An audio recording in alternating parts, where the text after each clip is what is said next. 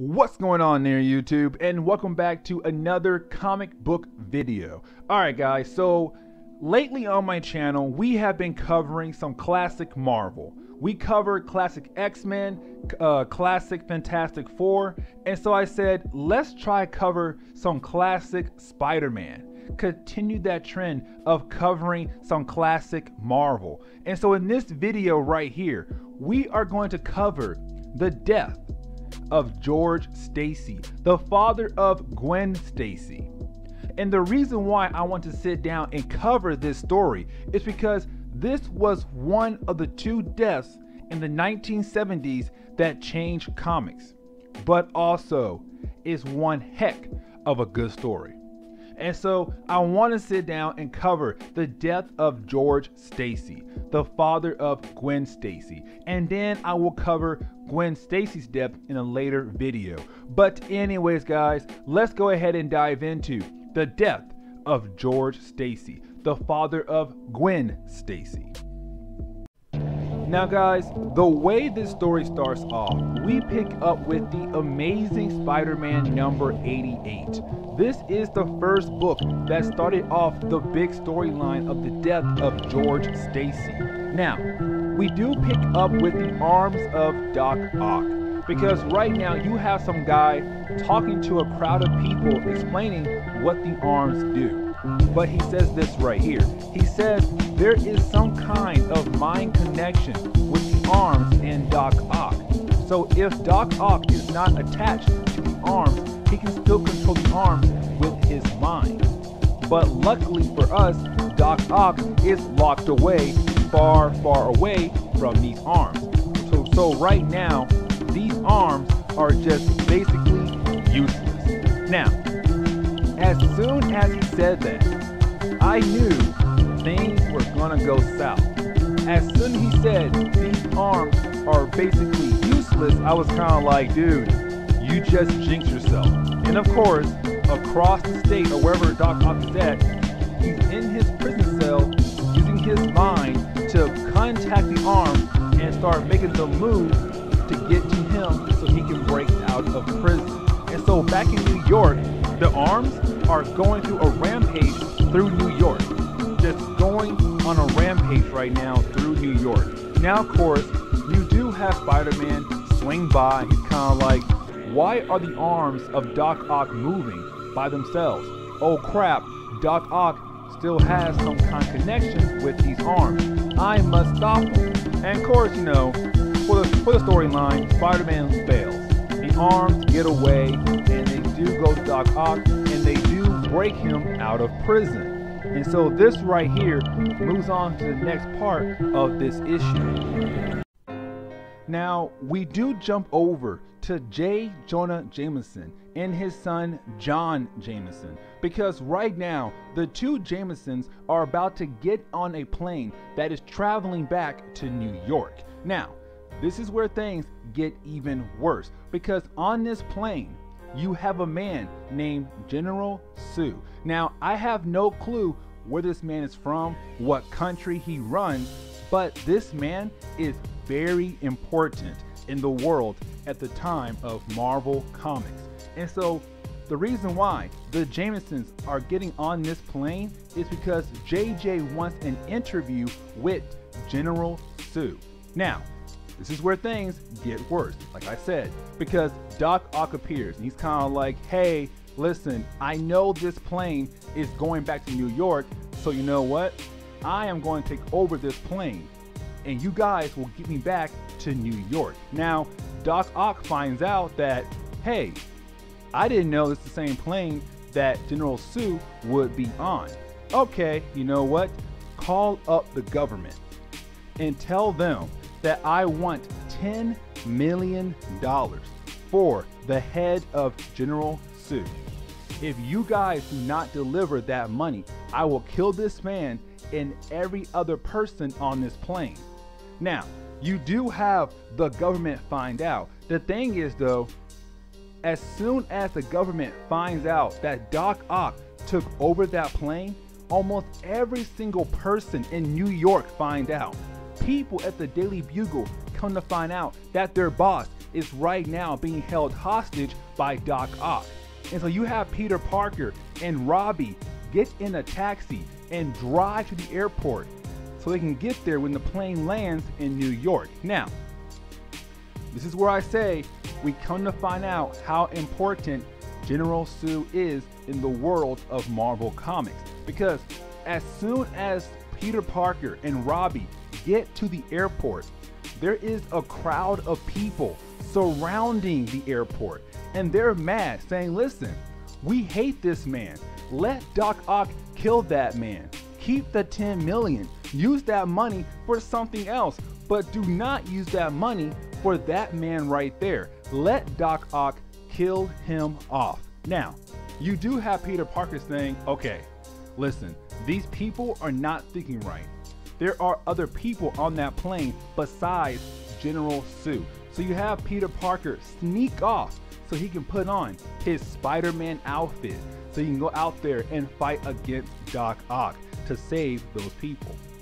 Now, to go ahead and wrap up issue number 88, the first part of the death of George Stacy, you do have Spider-Man get on the plane to fight against Doc Ock. And of course, with him fighting against Doc Ock, the hostages were able to get off the plane and get somewhere else to safety. Now, you do have Doc Ock and Spider-Man go back and forth, back and forth.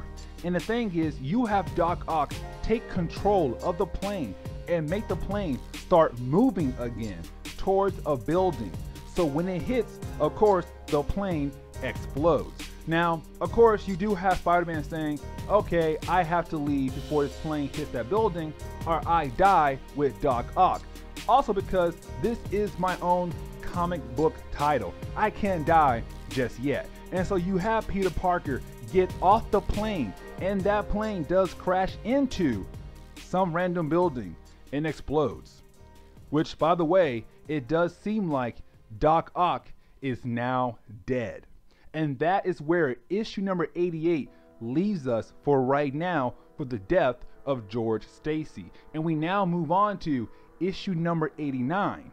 And this is where things get even worse. Now guys, we do jump over to the Amazing Spider-Man number 89. Now guys, tell you the truth, when it comes to Spider-Man number 89, not a lot happens in this book. But I have to cover this book because it does lead into the Amazing Spider-Man number 90. Now, with this book right here, you got Peter Parker just being Peter Parker. You know, he's walking around, enjoying life. He's kind of like, okay, you know, Doc Ock is dead. That is one less bad guy for me to worry about. I'm good. The thing is, though, you have Peter Parker walk up to a newspaper stand, pick up a newspaper, and it says, listen, after that plane crash, they couldn't find anything of Doc Ock. No body, no arms. And so with that information right there, Peter Parker realized, oh crap, Doc Ock is still alive. And so you have Peter Parker change into his Spider-Man outfit to go find Doc Ock. Now, you do have Doc Ock realize that to the world, they think he's dead or just missing. And so he said, okay, with that right there, that gives him the chance to attack Spider-Man.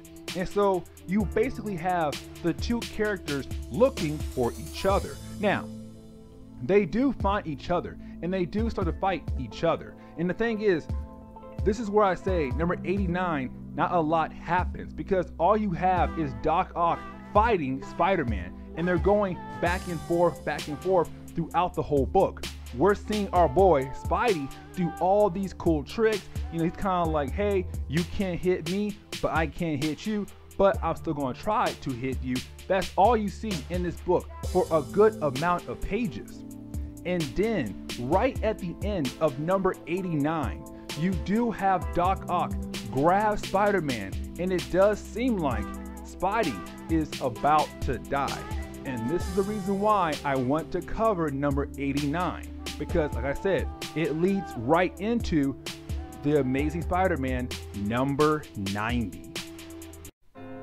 Now guys, when it comes to the Amazing Spider-Man issue number 90, issue number 90 does pick up where issue number 89 left off at. But also with this book right here, this is the book we see George Stacy die, the father of Gwen Stacy. Now, like I said, issue number 90 does pick up where issue number 89 left off at, with Doc Ock about to throw Peter Parker off a building, about to kill Spider-Man. But of course, with this book right here, you do have Peter Parker able to fight back against Doc Ock, which by the way, continues the fight with Doc Ock fighting against Spider-Man. Now this fight does go on for like a couple pages, until you have Peter Parker realize that he needs to retreat, because right now he is badly injured, but also he is exhausted. He fought Doc Ock not just once, but twice in multiple days. And so he says, I need to retreat. I need to come up with a new game plan to stop Doc Ock, but to also recover. And so what you have Peter Parker do, he runs into a building to hide from Doc Ock. And so Doc Ock says, you know what? Fine, I will leave you alone for now, but I will come back for you. Now, right before Doc Ock leaves, you do have Spider-Man throw a spider tracer right on Doc Ock's arm to follow Doc Ock later on. Now, you do have Spider-Man change back into his Peter Parker outfit to just kind of recover, to go back home, lay in bed, and get some energy back in him.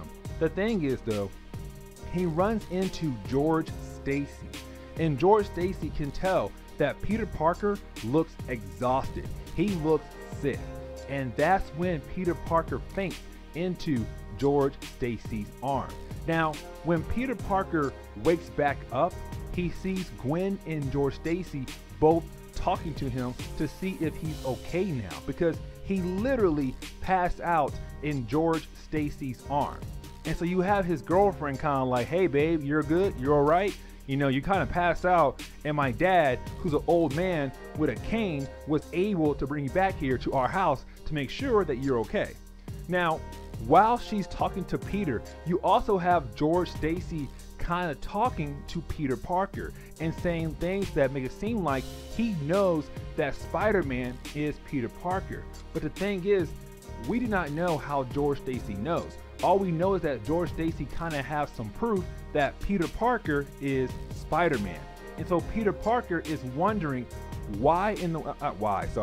how in the world does George Stacy know that I'm Spider-Man? Like, he's not straight out saying to Gwen and Peter that, hey, I know you're Spider-Man, Peter, but he's dropping hints here and there, make it seem like that, hey, I know that you are Spider-Man, Peter. Now, you do have Peter Parker go back home and make some kind of new web fluid to help him fight against Doc Ock, to take Doc Ock down. And so with him like staying up overnight, working on a new game plan with this new web fluid to help him fight against Doc Ock, the next day he goes and finds Doc Ock. Now, this is where we close the video, but we also see the depth of George Stacy, because now you have Spider-Man fighting against Doc Ock all over again, but with this time a new game plan to help him fight against Doc Ock. And this, guys, is just to say, hey, you know what? Peter Parker's a smart guy. He always finds a way to defeat his bad guys. But this time right here is going to be a little bit different, because you do have Doc Ock hit part of a building. And the thing is, this part of the building is going to fall down on some innocent people. And so while Spider-Man is fighting against Doc Ock, part of that building begins to fall down on a crowd of people, but more importantly, a little boy.